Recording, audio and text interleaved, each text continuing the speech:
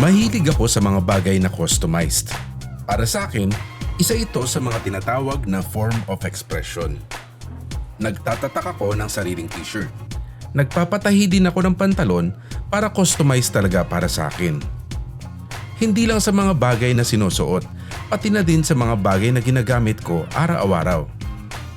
Kaya naman nung bibili ako ng motorsiklo, alam ko na kagad ang gusto ko. Siyempre, customized. Between Yamaha YTX at Honda TMX 125, pinili ko ang Honda para sa base bike. Dahil na rin ito sa rekomendasyon ng mga shops na nakausap ko. Mas madali daw kasi ito i-customized. Mas nagagandahan din ako sa stock na tangke ng TMX. So ayun na nga, kumuha ako ng Honda TMX 125 sa Motor Trade sa Casimiro. Paalala lang po, huwag nyo na ako gayahin. Sa iba na kayo kumuha kasi sa sobrang tagal nila i-release ang OR and CR ninyo.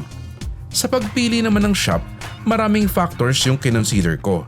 Lokasyon, presyo, quality ng trabaho at pati na rin yung paano sila makipag-usap sa customer.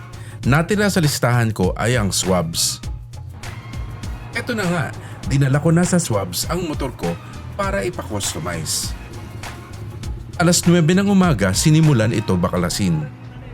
One day build lang ito dahil simpleng scrambler lang ang target ko. May mga ibang parts na sadya kong pinaiwan tulad ng manibela at side mirror. May mga nakilala ako dito tulad nitong si Ken na mukhang suki na ng swabs. Hindi ako masyadong nainip kasi meron akong nakakwentuhan na mahilig din sa custom. Meron din siyang sariling design na vest at helmet.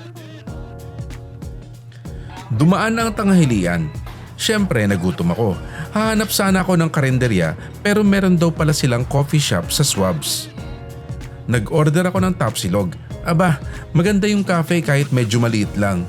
May mga display na classic helmets.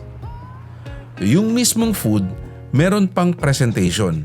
Maayos ang pagkakaserve at masarap din. Wala silang coke, buti na lang masarap naman yung fruit nila. Meron pala silang outdoor area na overlooking yung C6. Mainit kapag tanghali kaya dito muna ako sa loob. Bumalik ako sa baba para makita ang progress ng motor ko. Unang tinanggal yung gulong at fork ng motor. Papalitan ito ng mas malaki at mas malapad na rim at tires. Yung swing arm naman ay dinugtungan para ma-accommodate yung mas malaking gulong. Pinutulan at dinugtungan ng U-bend ang chassis para sa bagong design ng upuan. Pinili ko ang brown para mas mukhang classic.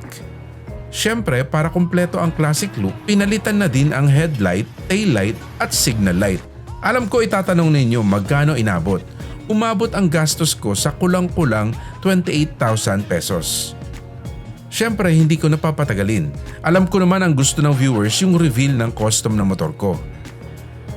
Ito ang aking Honda TMX 125 Alpha Scrambler.